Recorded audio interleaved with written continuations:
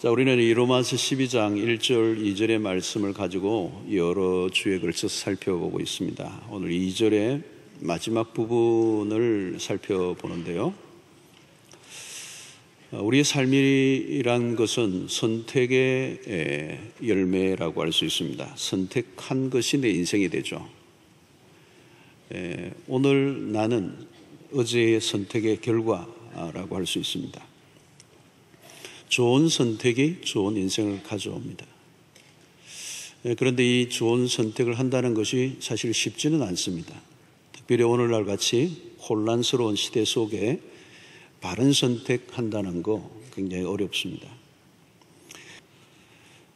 선택은 우리의 삶의 방향과 질을 결정합니다.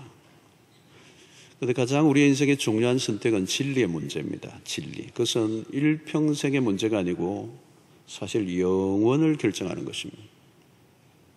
그러니까 사실 시장에서 잘못 샀다 그거하고 비교가 안 되죠.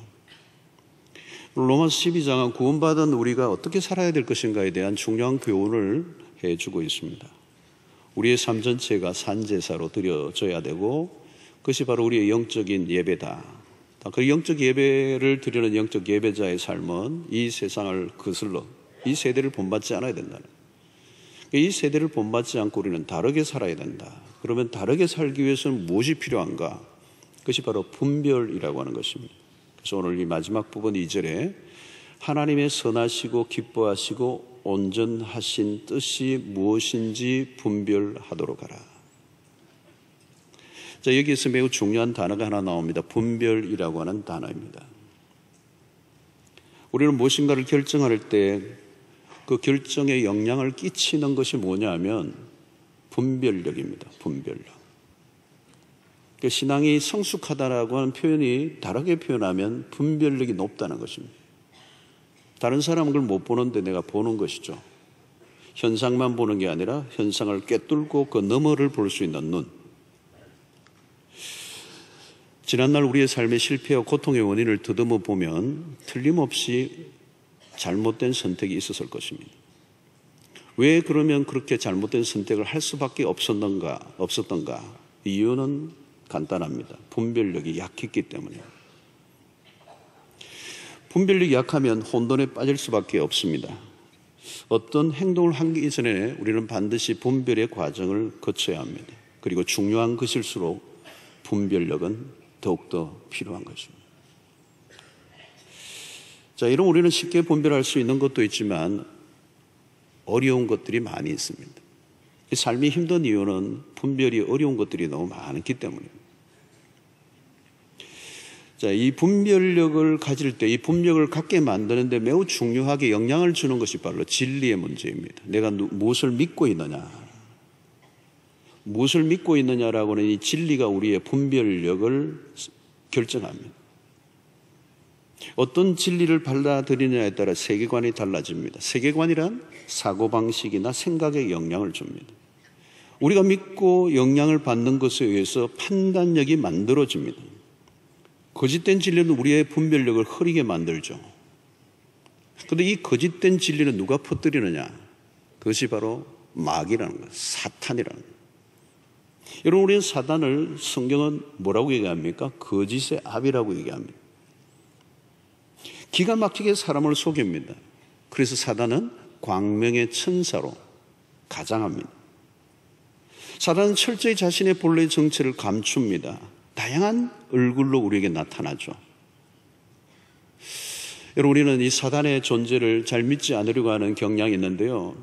성경을 보면 사탄은 분명히 존재합니다. 창세기에서부터. 아담을 속이죠. 매력적인 모습으로 다가와서 달콤한 약속을 합니다. 너가 이 과실을 먹으면 하나님과 같이 될 것이다. 얼마나 솔깃한 약속입니까? 그러나 거짓말이죠. 얼마나 많은 사람들이 이 사단의 농간에 놀아나는지 모릅니다. 사단은 이룰 수도 없고 이루어지게 할 능력도 없는데 그 약속을 한 것입니다. 창세기 3장 1절 보면 하나님이 참으로 너희에게 동산 모든 나무의 열매를 먹지 말라 하시더냐. 이 거짓말로 지금 유혹하는 거예요. 하나님 동산에 있는 모든 것을 사실 허락하셨습니다. 사단을 마치 하나님이 무엇인가 제한하고 압제하고 하는 분으로 오해하게 만든 것입니다. 사탄은 어떤 것을 크게 부각을 시켜서 진리를 왜곡시켜 미혹합니다. 자, 이 사단이 거짓말을 하는 목적이 무엇인지 아십니까? 하나님으로부터 멀어지게 하는 것입니다. 혼란이란 무엇일까요? 모호함에서 나오는 것입니다. 어떤 모호함입니까? 진리에 대한 모호함입니다. 내가 누구인지, 내가 어디에 서 있는지, 내가 어디로 가고 있는지, 무엇이 진정으로 옳고 그른지를 알 길이 없는 것입니다. 그렇게 되면 어떻게 되는가요? 우리를 끌고 가는 것은 우리의 자신 안에 있는 에고, 자아중심적인 삶이에요. 여러분 요즘 보십시오. 어느 시대보다 자기 주장이 강한 시대예요. 각자 자기의 소리를 내고 싶은 거죠. 자기 주장이란 결국은 가만히 들어보면 자기의 이익과 자신의 본능과 자신의 만족에 집중하는 거예요. 모든 결정의 주체는 결국은 자기 자신이 됩니다. 문제는 내가 스스로 켠 희미한 등불이 자신의 미래를 충분히 밝혀주지 못하는 데 있다는 거예요. 그래서 사람들이 불안한 것입니다. 주장은 하는데 고집은 피우는데 불안한 거예요. 왜? 그것은 자신의 인생을 온전히 밝혀줄 수 있는 진리의 등불이 아니기 때문에. 사단은 그럴듯한 약속을 하지만 결국 노리는 것은 인간을 고통과 저주로 몰아넣는, 거짓을 따르면 그 길은 영생이 아닌 영원한 형벌인 것입니다. 사단의 전모가 무엇인지 분명히 안다면 우리는 분별력이 얼마나 중요한가를 깨달을 수가 있습니다. 영적 분별력을 가지고 세상을 주의 있게 보아야 우리는 미혹을 당하지 않을 수가 있습니다. 이제 우리는 진리 앞에 분명히 예스라고 말할 수 있는 용기, 그리고 거짓된 것에 대해서 우리는 분명하게 노라고 말할 수 있는 용기를 가져야 됩니다. 오늘 우리 시대의 신앙인으로 절대적으로 요구되는 것은 용기입니다. 용기. 아닌 것을 가지고 너무 오래 고민하잖아요. 여러분, 우리가 주의를 지키는 것에 대한 분명한 기준을 가지고 살지 않으면 우리는 언제든지 이것이 흔들릴 수 있어요. 우리가 오늘 여러 가지 이 세상의 문화들이 우리를 밀고 들어와요. 결혼하는 것도 마찬가지. 우리의 선택에 분명한 선이 있는 거죠. 성경 안에서 그리스도인들의 결혼에 관한 분명한 선택의 기준들이 있다는 말이죠. 이런 것들에 대한 우리의 선을 지켜나가고 우리의 진리 편에 서기로 결단하는 것은 매우 중요한 것입니다. 데살로니가전서 5장 21절 25절 보면은 범사에 헤아려 좋은 것을 취하고 악은 어떤 모양이라도 버리라. 여기 범사에 헤아려라는 이 단어, 이 헤아려라는 말이 주의 깊게라고 하는, 다르게 표현하면 분석, 때로는 실험, 때로는 증명과 같은 뜻이 들어있어요. 다시 말하면 진짜인지 아닌지를 밝혀내는 작업, 범사에 헤아려, 이게 분별력을 말하는 것이죠. 우리 안에 우리의 삶에 수없는 이 진위를 분별해야 되는 이 작업, 범사에 헤아려 좋은 것을 취하라. 바로 이 좋은 것을 취할 수 있는 능력이 바로 분별력입니다. 저는 이 분별력이 여러분들 모두에게 있게 되기를 주의 이름으로 축원합니다. 자, 바울은 분별의 초점을 가르쳐 주는데요. 마음을 새롭게 함으로 변화를 받아 라고 하는 이 부분과 다 연결이 됩니다. 여러분 2절을 보면 전부 다 1절과 2절이 아주 촘촘하게 연결되는데요. 마음을 새롭게 함으로 변화를 받아. 변화를 받으면 자연스럽게 우리의 눈이 열립니다. 어떤 것에 눈이 열릴까요? 바로 그것이 하나님의 뜻입니다. 하나님의 뜻. 바울은 오늘 이 본문에서 하나님의 선하시고 기뻐하시고 온전하신 뜻이 무엇인지 분별하도록 하라. 분별의 목적은 분명합니다. 하나님의 선하시고 기뻐하시고 온전하신 뜻이 무엇인가? 그것을 아는 것입니다. 여러분, 우리의 삶에 매우 중요한 것은 모든 것을 다 알아도 하나님의 뜻을 모르면 소용이 없어요. 하나님의 뜻이 무엇입니까? 이것은 간단하게 넘어갈 주제는 아니에요. 그래서 우리 다음 주간에 구체적으로 살펴보려고 합니다. 주기도문에서도 우리 주님이 우리에게 기도를 가르쳐 주실 때 아주 중요한 앞부분에 뭡니까? 뜻이 하늘에서 이룬 것 같이 땅에서도 이루어지이다.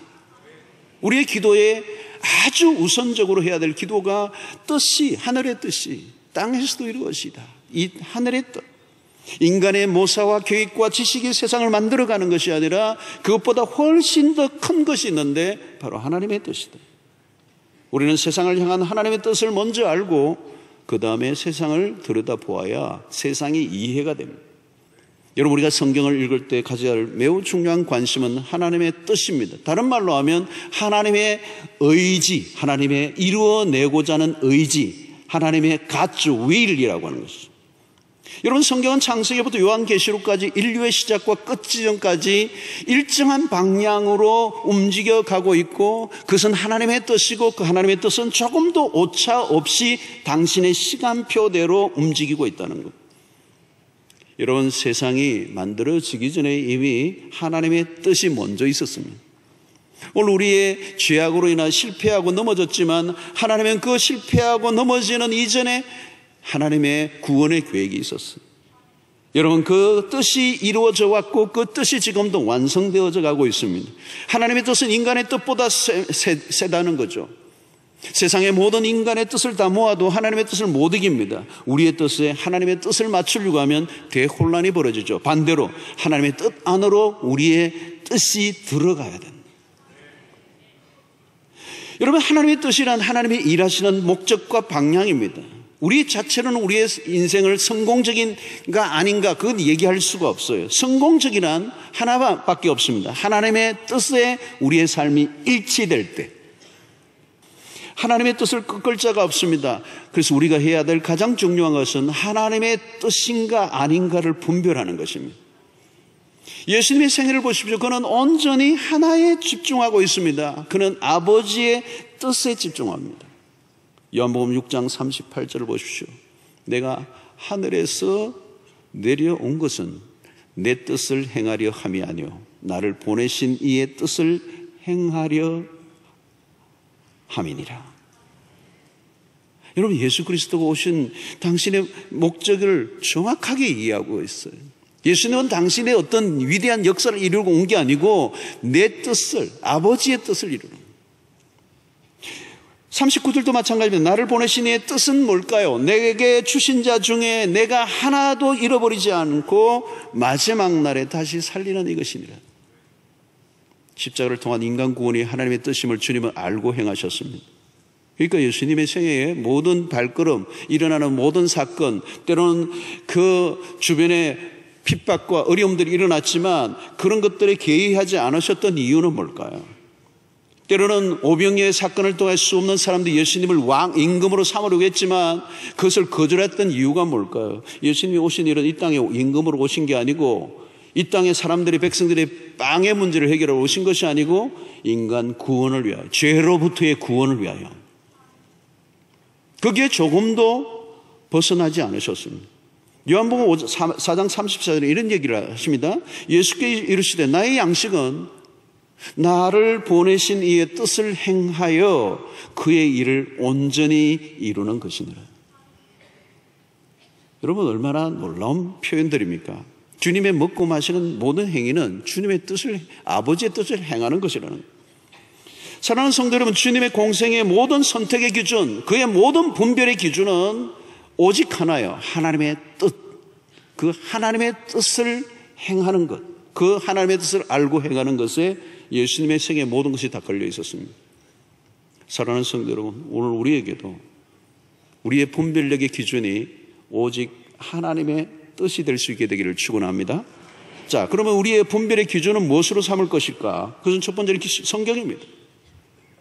여러분, 성경을 많이 읽고 묵상하면 놀라운 일이 일어납니다. 새로운 안경을 끼게 됩니다. 전혀 다른 안경이 쓰여지는 거예요. 신앙이 성숙해지면 무슨 일이 생기느냐 하면 점점 분별력이 높아집니다. 전에는 잘 안 보였던 것들이 보이기 시작하는 것이죠. 우리의 생각과 우리의 사고방식을 하나님의 말씀이 지배하기 시작합니다. 그래서 우리 하나님의 말씀을 묵상하는 게 굉장히 중요하죠. 이 묵상을 통하여 묵상의 시간이 깊어지면서 분별력이 깊어집니다.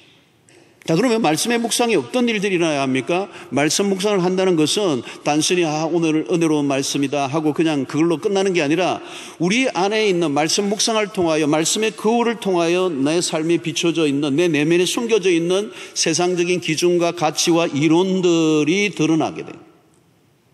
그것이 그 말씀 안에서 깨뜨려지는 작업을 해야 된다는 거예요. 그래서 우리의 가치관의 변화가 일어나야 된다는 거예요. 이런 성경을 읽고 묵상하는 것으로 그냥 은혜 받고 끝나는 게 아니라 중요한 것은 우리 안에 있는 잘못된 세상적인 가치와 생각과 이론들이 그 말씀 안에서 계속 다루어지고 그것이 깨뜨려지는 작업을 해야 됩니다. 그래서 우리가 새로운 안경을 가지게 되는 것입니다. 바울이 다메섹 도상에서 그리스도를 만난 이후에 가치관이 바뀝니다. 당장 바뀐 거 아닙니다. 그는 아라비아라고 하는 곳을 가서 3년이라는 세월을 보내며 그 이전에 오랫동안 자신의 삶을 지배했던 그 사고방식과 가치관을 바꾸는 작업들이 필요했어요. 그러니까 나중에 어떻게 됩니까, 여러분? 빌립보서의 그의 표현은 내가 이전에 정말 귀중한 것으로 여겼던 그 추구했던 모든 것들을 알고 보니까 이제는 그게 배설물로 여기진다는 거예요. 여러분, 유치한 것을 내가 그동안 붙들고 있었다는 거예요. 대단한 건 줄 알고 붙들고 살았고 착각하고 살았다는 것입니다. 이 분별력이 일어나지 않으면 우리는 착각이 일어나는 것이죠. 그게 대단한 게 아닌데, 아무것도 아닌데, 배설물과 같은데 그게 대단한 것처럼 여기고 거기에 생명을 거는 거죠. 여러분, 신앙생활 하면서 전에 굉장히 귀중하게 여겼는데 어느 순간부터 그렇게 중요하게 여겨지지 않는 변화가 내 안에 일어났다면 그게 여러분 분별력이 생긴 것입니다. 분별력이 생긴 거예요. 이전에 좋았던 것들이 더 이상 좋아할 마음이 없어져 버리는 것, 이 귀한 일 아닙니까? 왜 내가 그걸 그렇게 좋아했는지 한심해지는 그런 변화가 일어나는 거죠. 관심사가 달라지는 거예요. 왜?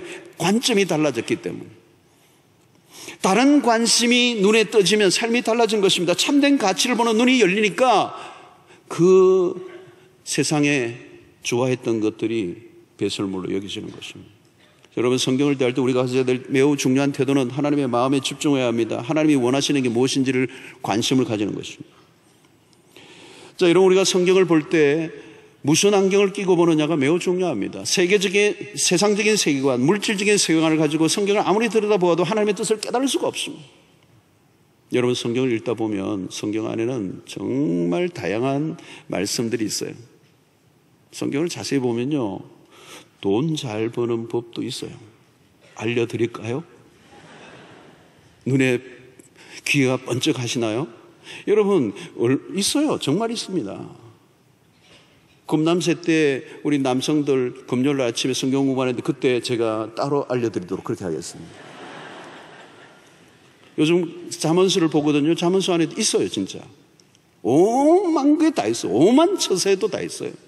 근데 여러분, 성경은 그것을 위해서 기록된 책은 아니에요. 그런 것들을 찾기 위해서 내 처세, 내 삶의 어떤 유익을 찾아내기 위해서, 뽑아내기 위해서 성경을 기록된 책이 아니에요. 성경이 우리의 자신의 어떤 목적을 이루기 위해서 성경을 이용하는 것으로 책이 만들어진 게 아니에요. 그러면 성경을 이해할 수가 없습니다. 여러분, 오늘 이 성경을 알아도 우리가 분명히 알아야 합니다. 사단이 우리의 눈을 흐리게 해서 하나님의 뜻을 가려버리고 하나님이 원하시고 기뻐하시고 온전한 뜻이 무엇인지를 알지 못하고 무엇이 옳고 그른가를 알지 못하는 상태 속에 자신의 어떤 유익과 이익을 추구하기 위해서 목적을 이루기 위해서 성경을 읽도록 성경을 하나님 만들어 놓지 않아서. 근데 사단은 그렇게 만들어 놓는 것이죠. 자, 분별력을 갖는 데 매우 중요한 것은 성령의 도움이 필요해요. 분별력에 있어서 성령의 역할은 아무리 강조해도 부족합니다. 우리가 섣불리 자신의 머리와 경험을 의지하고 판단한다면 위험해집니다. 여러분, 우리에게 있는 죄성으로 인해 총명의 문제가 생겼습니다. 우리에게 총명이요, 정상적이지 않아요. 우리의 죄성 때문에, 죄성의 영향을 받고 있습니다. 우리의 삶의 실패들이 일어나는 이유는 판단력에 오류가 생긴 거예요. 여러분, 우리가 이것을 인정해야 합니다. 예수를 믿고 은혜 안에 들어와 있지만 여전히 총명이 이전보다는 밝아졌지만 그럼에도 불구하고 여전히 우리의 총명은 어두워져 있습니다. 그러므로 매 순간 성령의 도우심을 절대적으로 필요합니다. 성경을 읽거나 기도할 때 성령께서 내 눈을 열어주시도록, 깨닫게 해주시도록, 밝혀주시도록. 여러분, 우리가 성경을 읽는다고 우리의 지식과 지성으로 아무리 읽어도요, 안 읽혀져요. 안 깨달아집니다. 보여지지가 않습니다. 성령이 조명해 주셔야 된다. 마치 조명을 비추어서 이게 보여지듯이 성령이 진리에 조명을 해주셔서 모든 것이 선명하게 드러나도록. 그때 여러분 우리 안에 뭐가 찾아오느냐면 영적 총명이라는 거예요. 신령한 총명이에요. 하나님이 무엇을 중요하게 여기시는지, 무엇을 기뻐하시는지, 무엇이 우리의 삶의 우선순위인지. 여러분, 하나님의 뜻을 알면 그 다음부터는 우리가 무엇을 해야 될지 분명해집니다. 분별력이 생기면요, 삶이 갈팡질팡하지 않습니다. 귀중한 것과 귀중하지 않는 것을 알게 됩니다. 가치 분별이 선명해집니다. 헛된 것을 위하여 낭비하지 않게 됩니다. 여러분, 이렇게 되면요, 성령에 민감하고 분별력이 생기면 삶의 가지치기가 저절로 되고요, 생각이 단순해지고 삶은 집중력이 생기고요, 파워가 막 생겨요. 영적 분별력을 가지는 일은 우리가 해도 되고 안 해도 되는 그런 일이 아닙니다. 성도 여러분, 이 일을 위하여 우리가 관심을 갖고 영적 분별력을 갖기 위해서 끊임없는 하나님과의 교제를 통하여 이 영적 분별력이 깊어지는 은혜가 있게 되기를 축원합니다. 여러분, 말씀과 기도를 꾸준히 하십시오. 건강한 공동체 안에 좋은 교제권 안에 들어가시기 바랍니다. 이런 사랑방에 들어가셔서 함께 하나님의 뜻을 나누셔야 합니다. 우리가 이사를 하든 어떤 것을 결정하든 그 결정의 과정 속에 하나님의 뜻이 맞는지, 이것이 정말 하나님이 기뻐하시는 일인지 끊임없이 점검해 보아야 합니다. 여러분, 혼자 있으면 안 돼요. 공동체 안으로 들어가셔서 자칫하면 나의 생각의 몰두에 빠져서 결정한 것은 아닌지 공동체 안에서 확인을 해 보셔야 합니다. 그러므로 건강한 공동체가 있다는 것, 건강한 사랑방 안에 가입해 있어서 활동한다는 것은 매우 중요한 겁니다. 여러분, 우리는 우리 자신을 잘 몰라요. 내 생각에 몰두해서 그게 옳다고 생각했지만 나중에 보면 그게 그릇된 판단에 나온 결정이 될 때가 많거든요. 그것이 우리의 삶의 오류를 만들어내잖아요. 사랑하는 성도 여러분, 우리는 세상의 사람들과 다르게 살아야 합니다. 세속의 우리 이 가치관들은 뭘까요? 성공이죠, 성공. 개인의 행복입니다. 물질적 풍요입니다. 자신의 욕망을 이유의 정신이 없습니다. 겉으로 보면 성실하고 열심히 살아가지만 어느 순간에 보면 다 위기에 빠집니다. 우리의 뜻보다 더 큰 뜻이 우리를 감싸고 있어요, 여러분. 우리의 삶을 아름답고 풍성하게 하는 것은 하나님의 뜻입니다. 크고 작은 선택의 순간마다 하나님의 뜻 앞으로 나아갈 수 있게 되기를 축원합니다. 하나님의 뜻인가? 하나님이 기뻐하시는 일인가? 하나님의 선하신 뜻인가? 하나님의 온전하신 뜻인가? 그 뜻에 과연 이 일이 부합한 것인가? 라고 하는 질문을 끊임없이 물으셔야 합니다. 묻고 또 물어야 돼요. 그때 우리는 이 세대를 본받지 않는 영적 분별력을 가진 삶을 살 수가 있게 되는 것입니다. 오늘 우리는 무엇을 따르고 무엇을 거부해야 되는지를 분명히 알아야 합니다. 우리의 갈 길을 밝혀주는 이 나침반은 바로 하나님의 뜻이기 때문에 말씀과 성령 안에서 기도함으로, 그리고 하나님과 끊임없는 교제 가운데 그 하나님의 뜻이 더 선명해진다면 그것보다 더 강력한 삶은 없을 것이라고 믿습니다. 혼란하고 거짓으로 가득 찬 세상입니다. 어둠이 짙어지고 있어요. 갈수록 분별이 어려워지고 있습니다. 영적으로 깨어있도록 힘쓸 수 있게 되기를 축원합니다. 분별력이 선택을 결정합니다. 선택은 곧 책임입니다. 우리는 언젠가 하나님의 심판대 앞에 설 것입니다. 영적인 분별력을 가지고 하나님의 뜻을 따라 살아가는 여러분들 되시기를 주의 이름으로 축원합니다.